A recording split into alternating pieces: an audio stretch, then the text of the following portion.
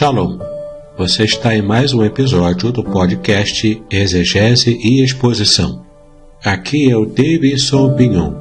Eu sou mestre em Ciências da Religião, professor de Exegese Bíblica no seminário, pastor congregacional e publisher editorial. Sinta-se à vontade em mais este episódio do nosso podcast.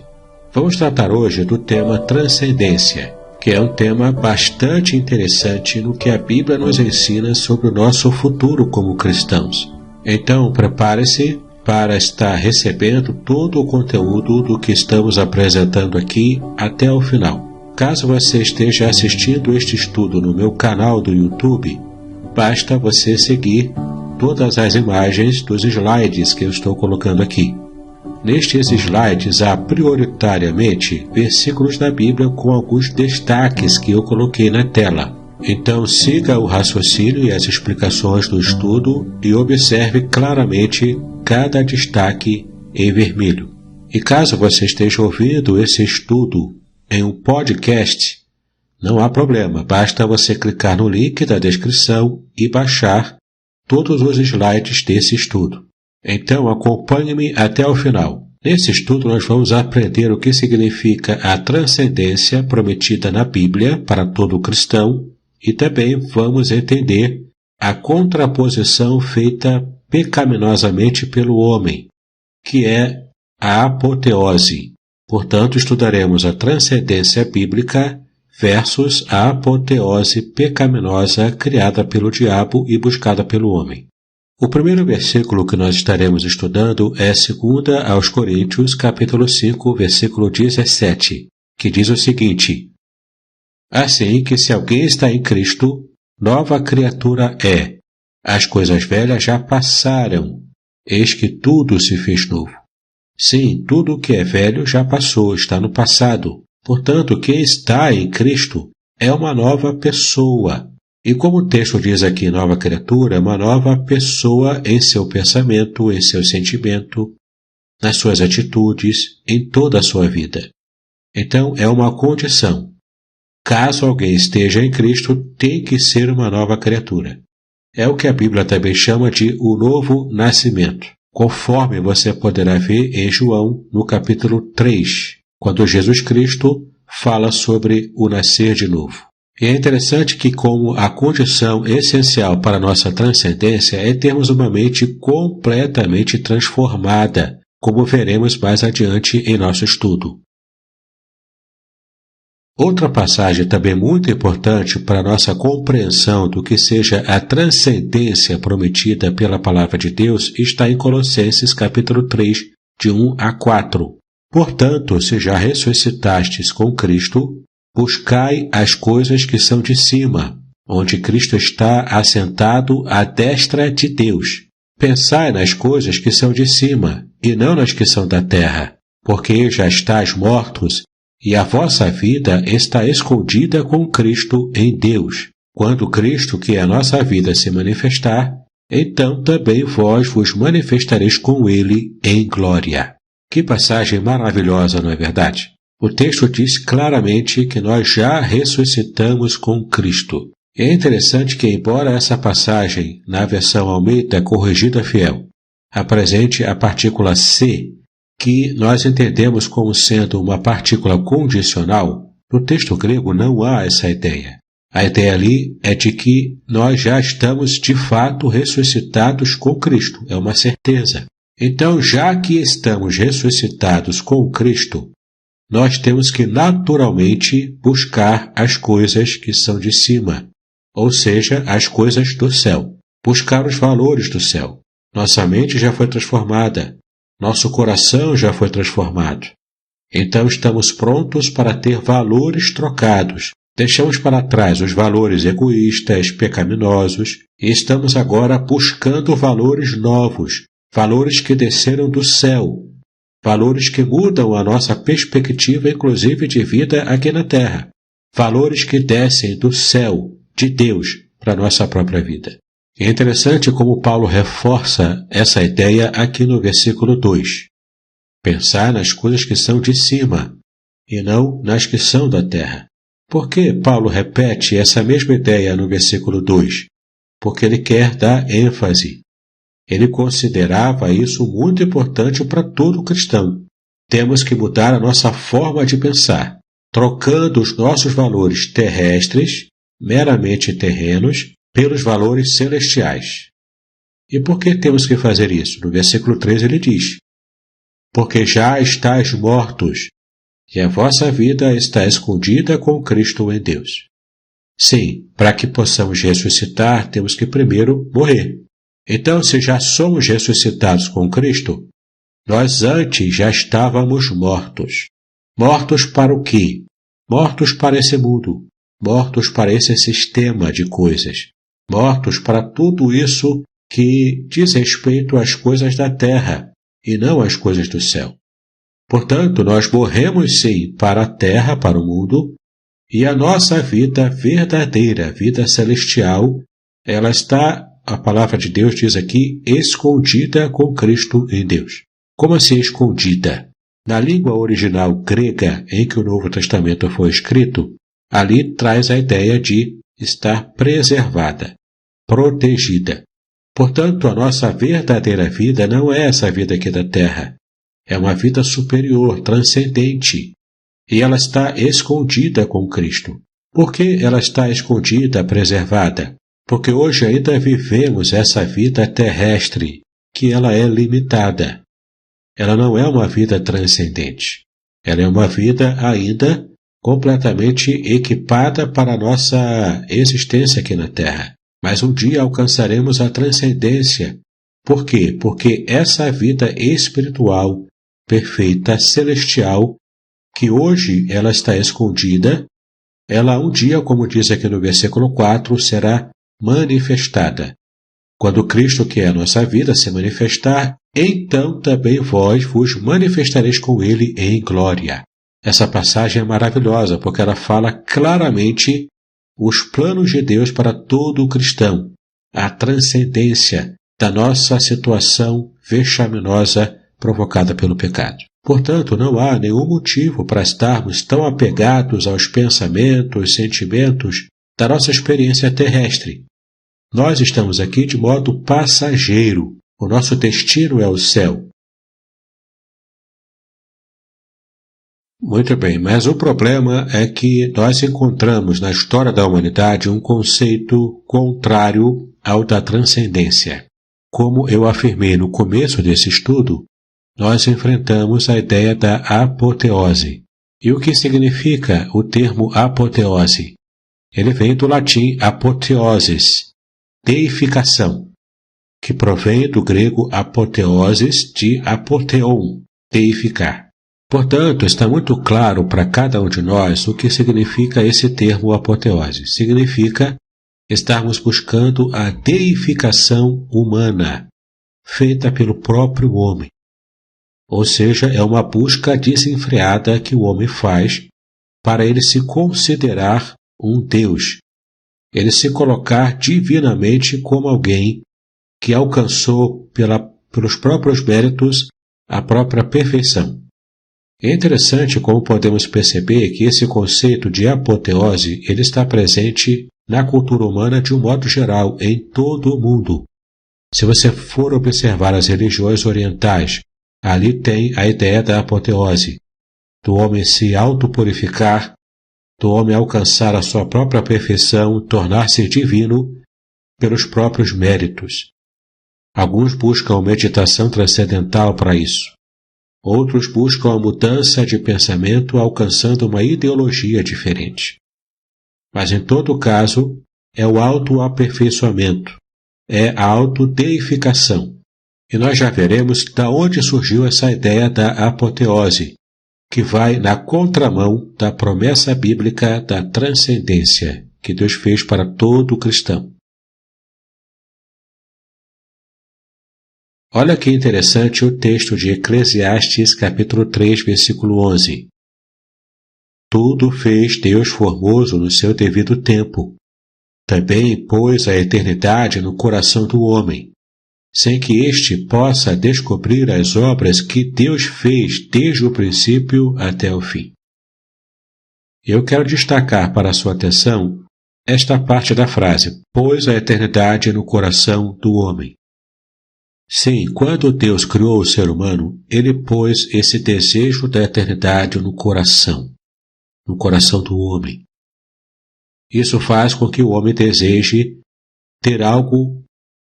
Isso faz com que o homem tenha desejo de ter uma experiência que extrapola a sua própria realidade física. Em outras palavras, esse desejo pela eternidade que Deus colocou no coração do homem faz com que o homem queira conhecer o transcendente, porque a experiência do homem não pode encerrar-se em si mesma. O homem precisa alcançar algo além de si mesmo. E esse desejo foi o próprio Deus que colocou no coração do homem. Alguém já disse que o homem tem no seu próprio coração um vazio do tamanho de Deus.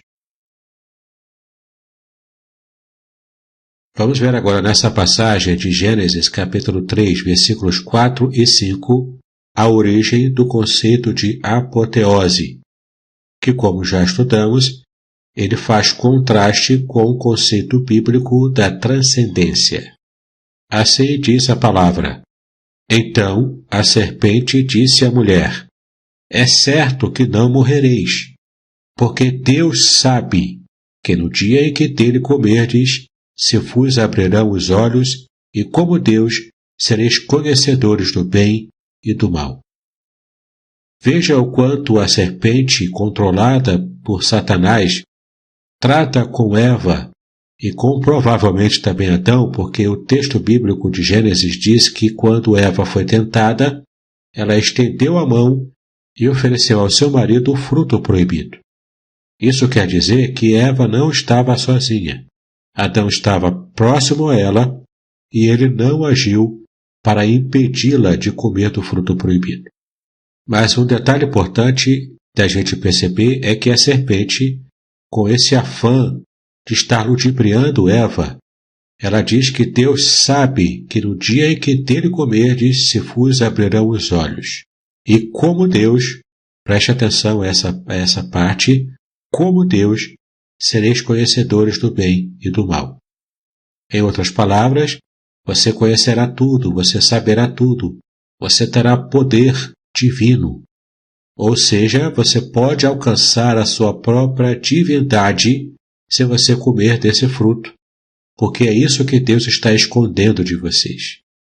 Então, Eva passou por todo o processo de tentação da serpente. E esse processo você pode se lembrar dele com uma sigla chamada AIDA, onde A é quando a serpente desperta a atenção de Eva, I diz respeito ao interesse que a serpente despertou no coração de Eva sobre o fruto proibido. D diz respeito ao desejo que se despertou no coração de Eva quando ela sentiu atração pelo fruto e quis então comê-lo. E por fim, o último A diz respeito à ação, o pecado em si. E esse último ato, o ato de pecar, foi cometido por Eva, sem a ação direta de Satanás, da grande serpente. Portanto, o diabo engana Eva e também engana Adão. E ambos comem do fruto proibido, então trazendo a maldição do pecado para a experiência humana. Eu espero que você esteja entendendo e também se lembrando de que a arma que Satanás usou para enganar a ambos foi a mentira. Mentiu sobre o caráter de Deus, mentiu sobre as intenções do Senhor e também mentiu trazendo uma promessa, a promessa da apoteose, de que tanto Eva quanto Adão estariam recebendo a divindade por si mesmos ao comerem daquele fruto proibido. Agora que nós já alcançamos o início de tudo, vamos avançar em nossos estudos.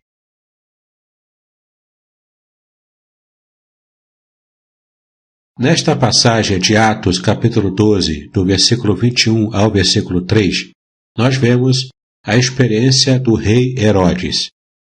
Ele também quis a apoteose, ele quis se tornar um Deus, ele quis ser considerado um Deus.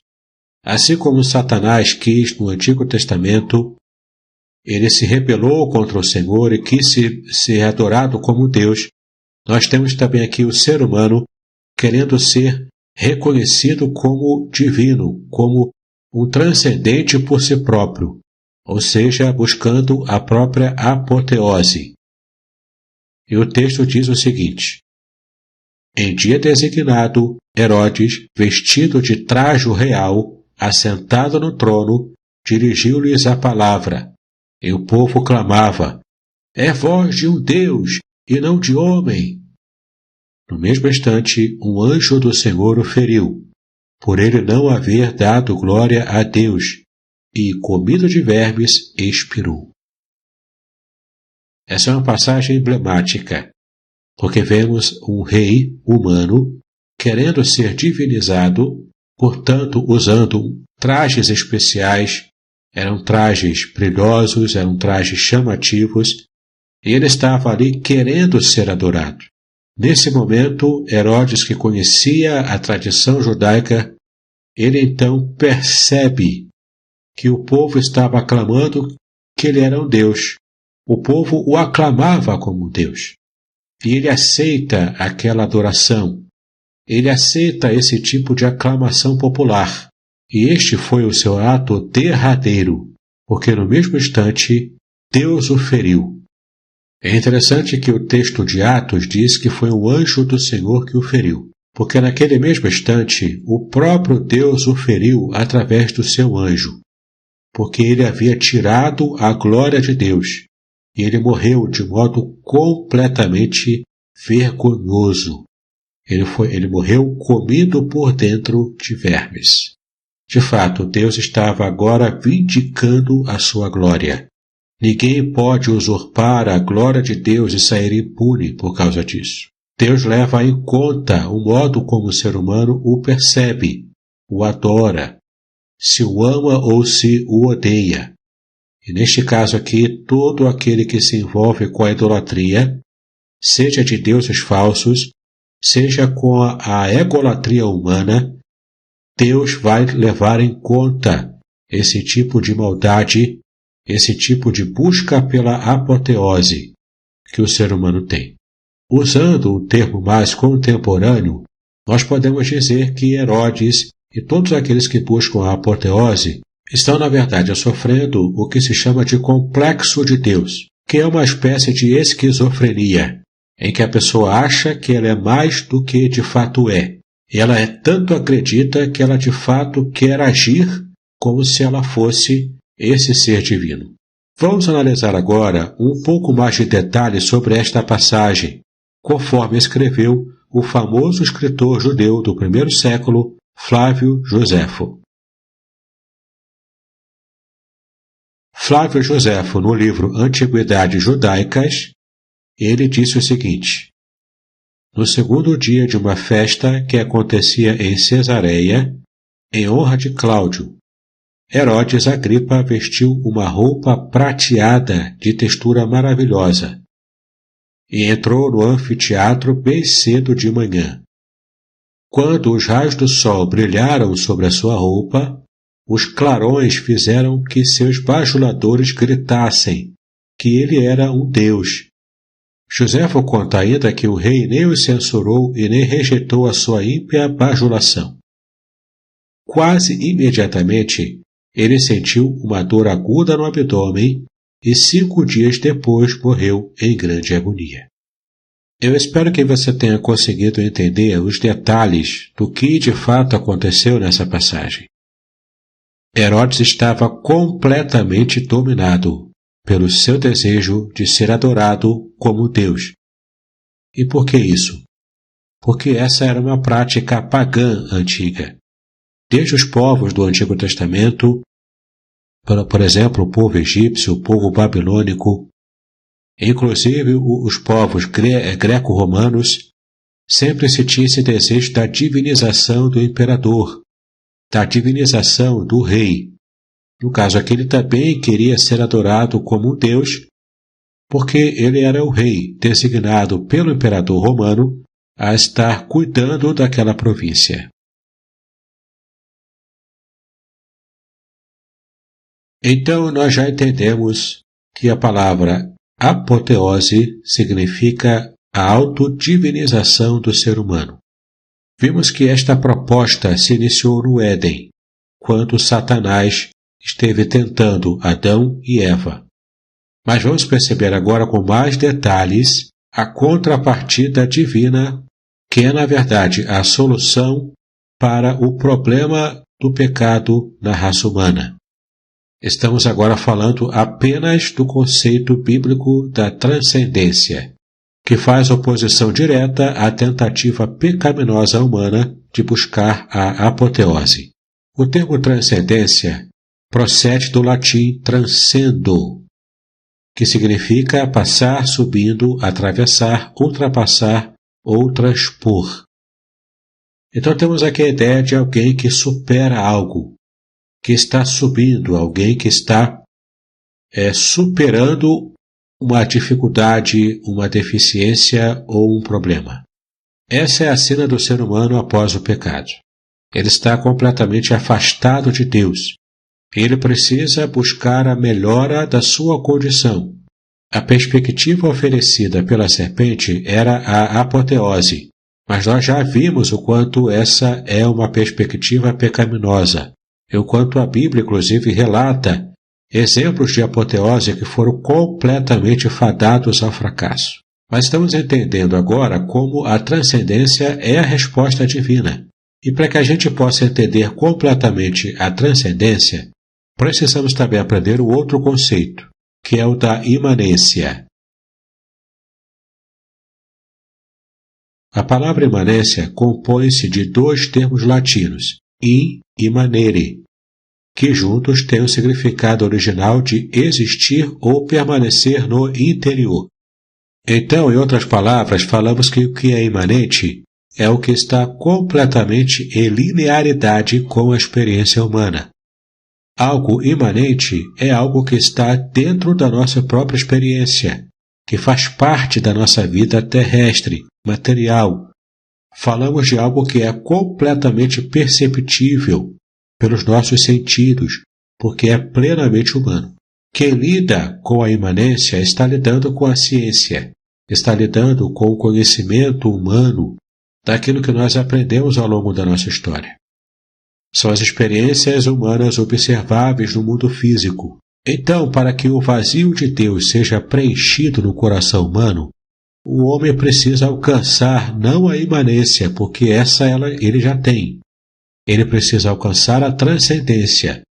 E o caminho para alcançarmos a transcendência não é pela apoteose, mas é o caminho que a Bíblia ensina para que a gente alcance essa transcendência, esse romper dos limites que o homem precisa vencer para que ele possa alcançar a perfeição e a completa libertação da sua situação de homem pecador. Observe bem o que a palavra de Deus diz em Êxodo capítulo 12, do versículo 21 ao 27. É uma passagem um pouco extensa, mas vale a pena a leitura neste momento. Chamou, pois, Moisés todos os anciãos de Israel, e lhes disse: Escolhei e tomai cordeiros segundo as vossas famílias, e imolai a Páscoa. Tomai o molho de isopo, molhai-o no sangue que estiver na bacia, e marcai a verga da porta e suas ombreiras com o sangue que estiver na bacia. Nenhum de vós saia da porta da sua casa até pela manhã, porque o Senhor passará para ferir os egípcios. Quando vir, porém, o sangue na verga da porta e em ambas as ombreiras, passará o Senhor aquela porta e não permitirá ao destruidor que entre em vossas casas para vos ferir. Guardai, pois, isto por estatuto para vós outros e para vossos filhos para sempre. E uma vez dentro na terra que o Senhor vos dará, como tem dito, observai este rito. Quando vossos filhos vos perguntarem que rito é este, respondereis: é o sacrifício da Páscoa ao Senhor, que passou por cima das casas dos filhos de Israel no Egito, quando feriu os egípcios e livrou as nossas casas. Então o povo se inclinou e adorou. Observe que os destaques que eu coloquei para estes versículos, o texto fala justamente sobre passar por cima. É muito interessante quando percebemos que o povo de Israel, na época da saída do cativeiro egípcio, este povo foi completamente liberto pelo Senhor e o anjo esteve poupando esse povo, trazendo uma libertação transcendente, porque pelo seu próprio braço o povo não conseguiria jamais sair daquela dominação feita pelos egípcios. A passagem é muito forte, onde percebemos aqui a implementação da festa da Páscoa. Em hebraico, a palavra é Pessar, que significa passar por cima, justamente porque o anjo passou por cima, transcendeu a casa daqueles israelitas fiéis. Observe ainda o que diz em Filipenses capítulo 3, versículos 20 e 21.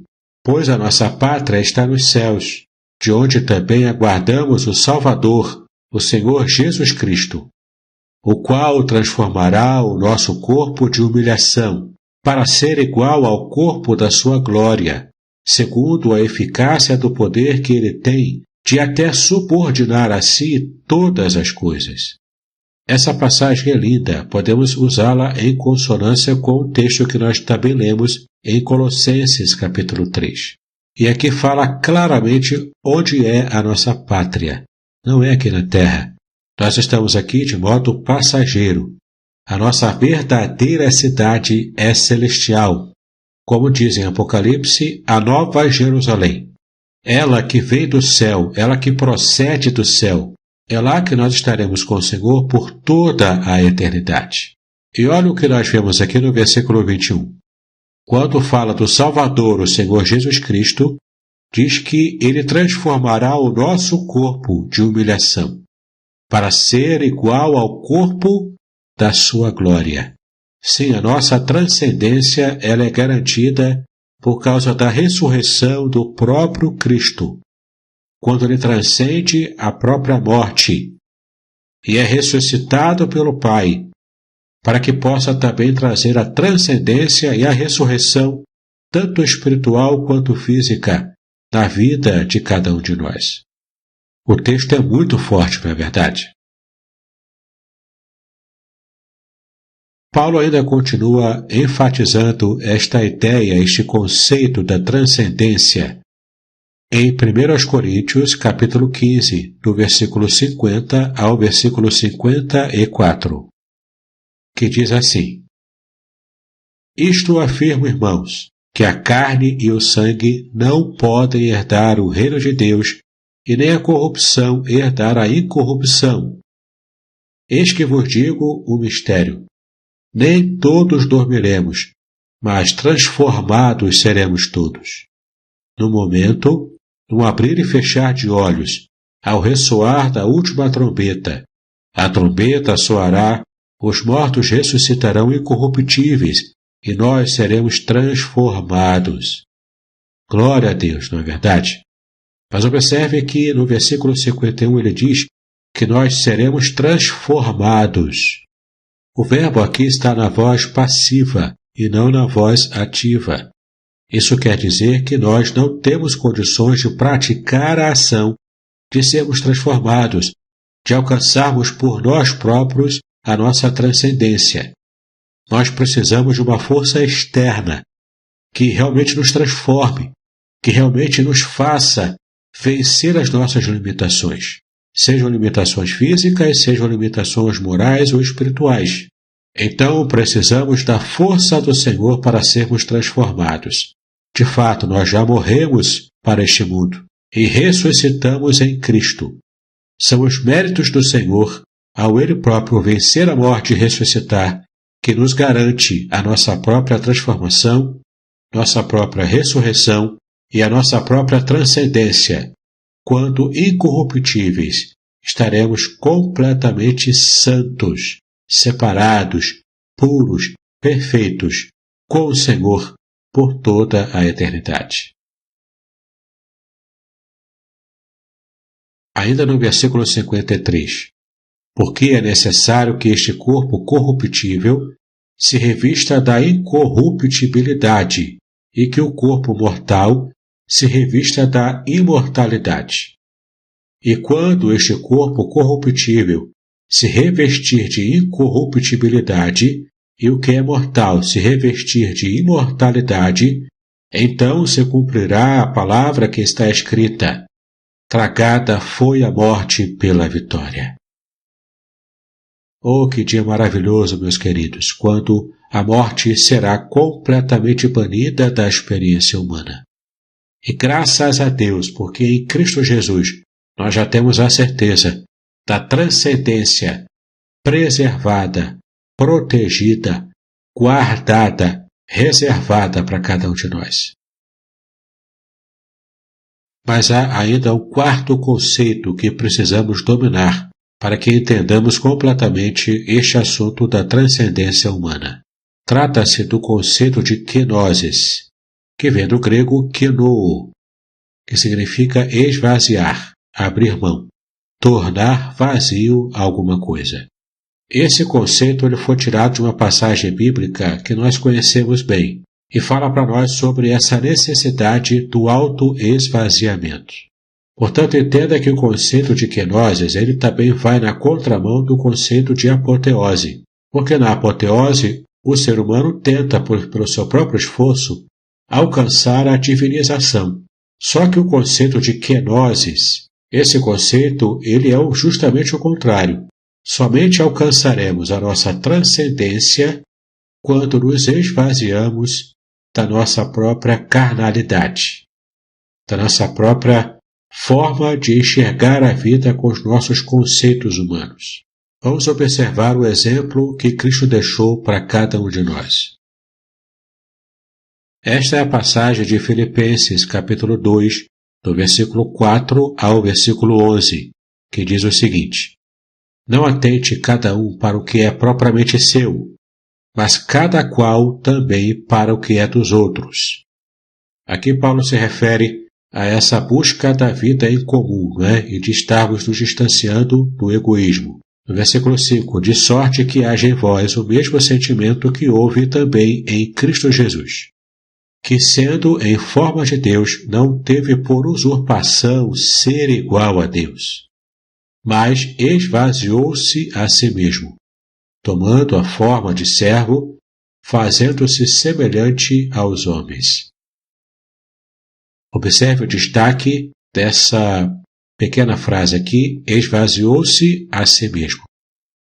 Aqui aparece o verbo grego kenoo, de onde vem o conceito de kenosis. Cristo esvaziou-se a si mesmo. Isso não quer dizer que ele deixou de ser Deus. Em momento algum isso aconteceu.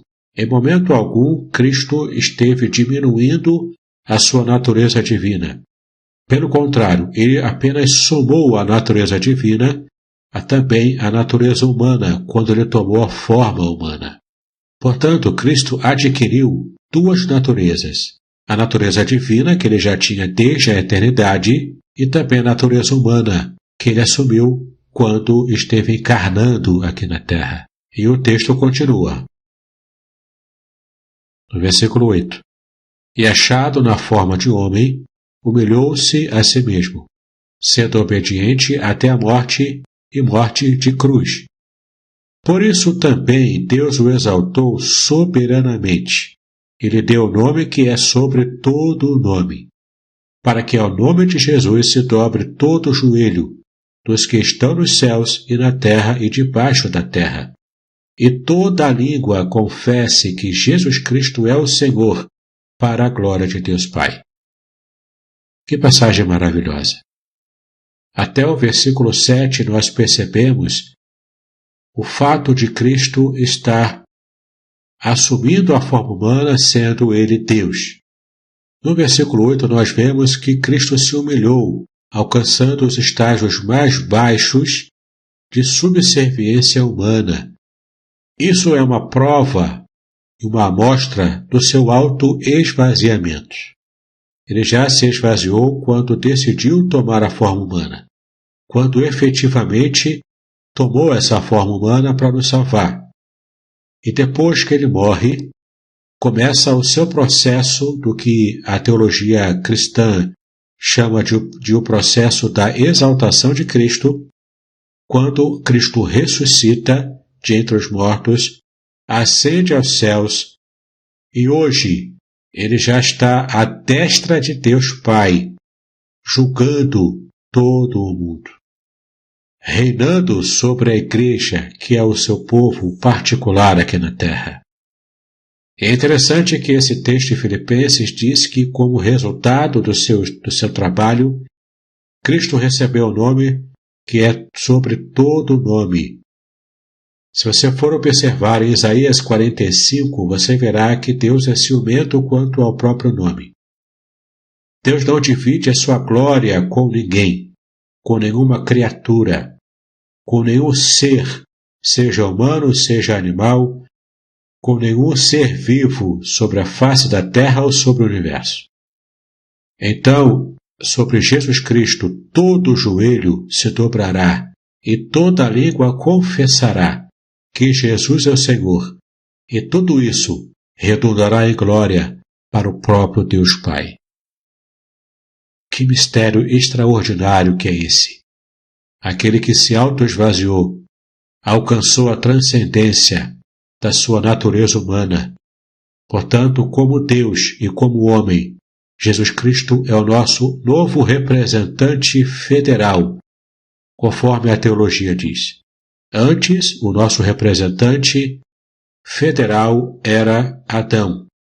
Quando ele peca, toda a humanidade sofre as consequências do pecado original de Adão e Eva.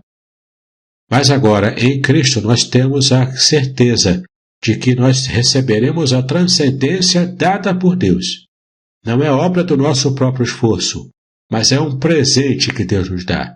É graça. É graça que nós nem sequer merecemos. Mas Cristo mereceu e nos dá gratuitamente esse grande presente da transcendência da nossa própria natureza pecaminosa. Observe agora o que diz em 1 de Pedro, capítulo 1, de 18 a 23.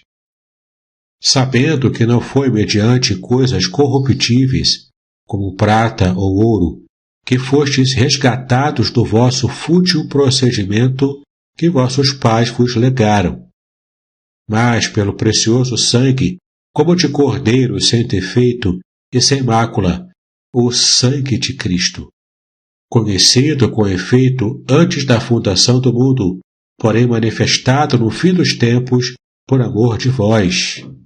E o texto continua. Veja como está no versículo 21. Que por meio dele tendes fé em Deus, o qual o ressuscitou de entre os mortos, e lhe deu glória, de sorte que a vossa fé e esperança estejam em Deus, tendo purificado a vossa alma pela vossa obediência à verdade, tendo em vista o amor fraternal não fingido. Amai-vos de coração uns aos outros ardentemente, pois fostes regenerados, não de semente corruptível, mas de incorruptível, mediante a palavra de Deus, a qual vive e é permanente. Glória a Deus!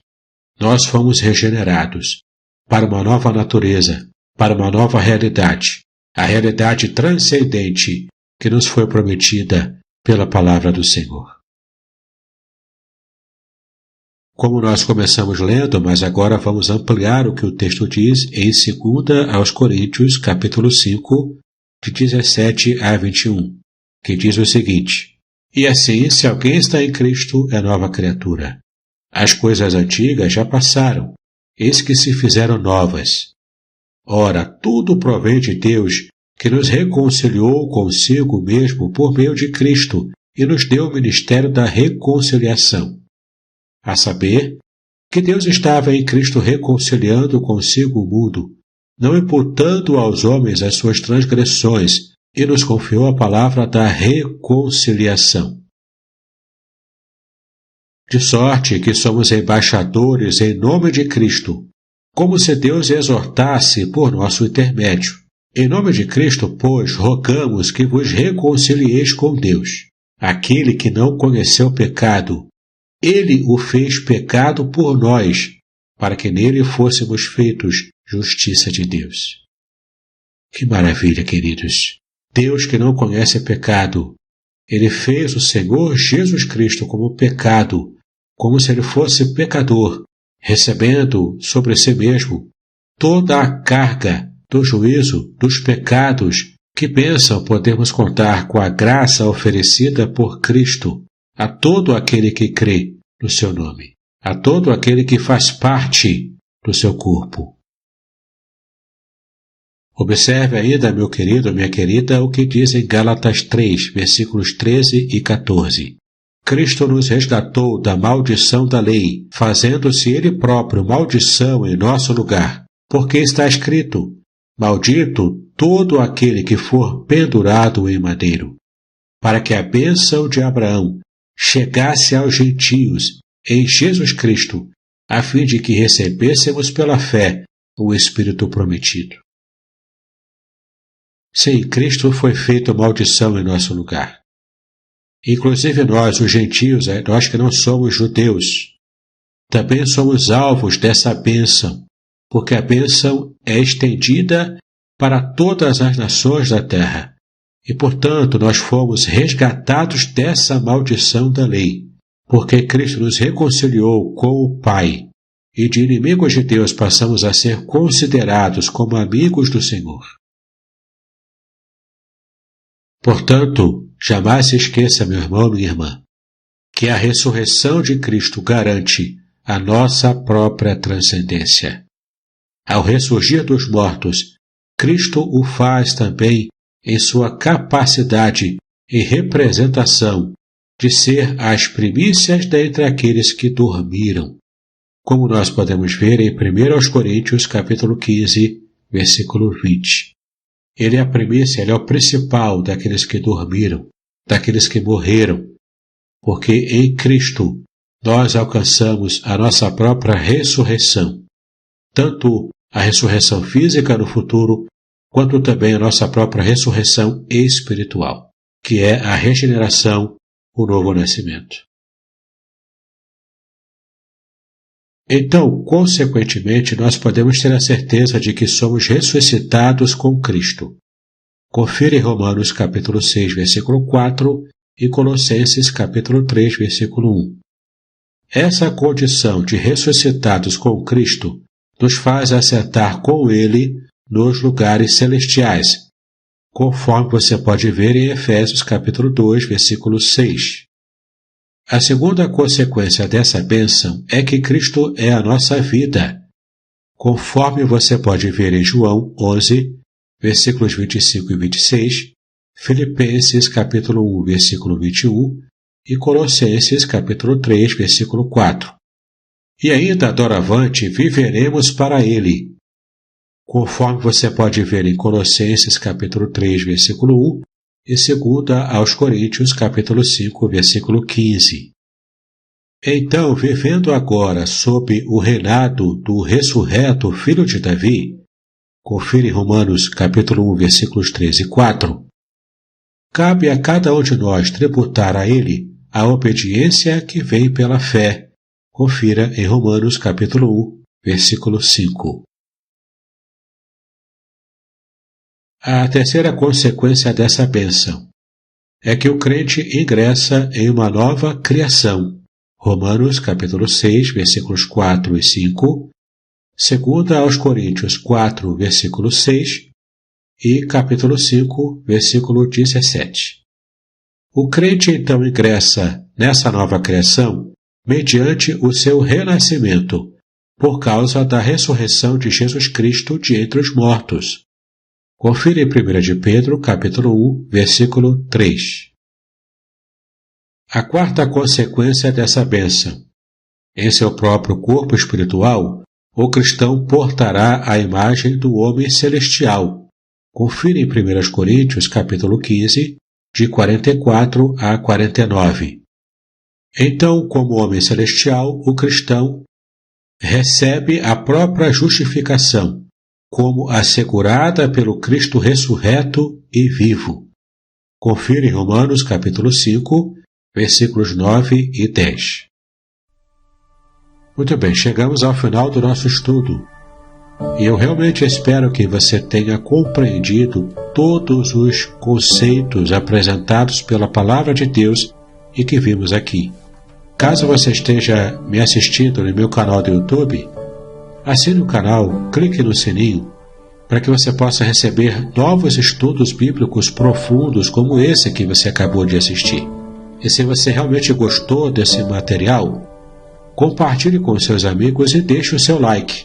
Eu estou empenhado a fazer esse meu canal do YouTube crescer para que muito mais pessoas possam ter acesso a estudos bíblicos de qualidade que eu coloco aqui todas as semanas. Caso você esteja me ouvindo no podcast, em seu agregador preferido, assine o meu podcast e receba todos os episódios para que você possa ouvir e aprender cada vez mais sobre a Palavra de Deus. Ah, e não esqueça, eu tenho um grupo no Telegram, Exegese e Exposição, que você pode participar gratuitamente. Há também 2 cursos de minha autoria à sua disposição na plataforma Udemy. Esses cursos são gratuitos e você ainda recebe no final um certificado de conclusão. Olha que bênção, né? Você pode inclusive apresentar em algum curso que você faz para alcançar mais horas de estudo em seus créditos acadêmicos. E eu não posso esquecer de deixar o meu último convite para você. Conheça o curso Introdução à Exegese Bíblica, onde você estudará a Bíblia com profundidade, usando o método aplicado pelos profissionais, pelos exegetas de todo o mundo. Será uma bênção, a sua visão da Palavra de Deus jamais será a mesma. Conheça esse curso, ele é mais barato do que você pode imaginar. Ele é 100% online e você ainda contará com a inserção no grupo especial de estudos sobre exegese bíblica, no qual eu próprio posso tirar as suas dúvidas, mentoreando você em cada passo do processo e também com as suas dúvidas especiais sobre a Bíblia, sobre a exegese e sobre o que você precisar compreender. Você faz um pequeno pagamento uma única vez e terá acesso vitalício a todas as aulas e a minha mentoria. Que bênção, né? Muito obrigado pela sua atenção até aqui, por ter me acompanhado nesse estudo bíblico especial. Espero que ele tenha sido bênção para a sua vida. Que Deus abençoe seus estudos, que Ele alargue as suas tendas, paz e bênção sobre a sua vida.